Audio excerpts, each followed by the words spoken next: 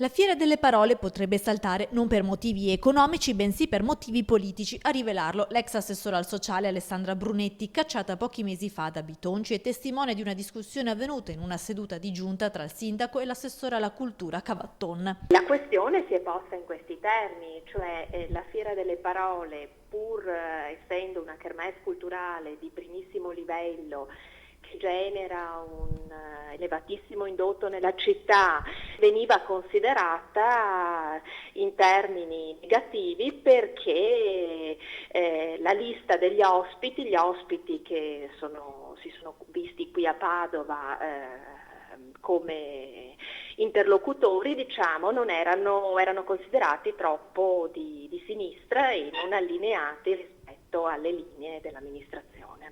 I soldi ci sono, invitiamo chi vogliamo noi, avrebbero anche detto Bitonci e Cavatton. La Fiera delle Parole di fatto non risulta inserita nel programma delle manifestazioni culturali del 2016 nel bilancio di previsione approvato dalla Giunta alla vigilia di Natale.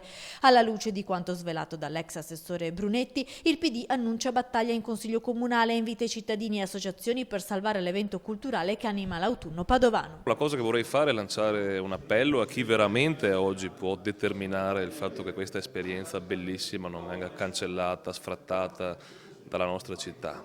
E cioè mi rivolgo ad associazioni, ai mondi produttivi, ai mondi giovanili, all'università, agli intellettuali. Ciascuno con le sue modalità ci dia una mano alla città a conservare questa esperienza.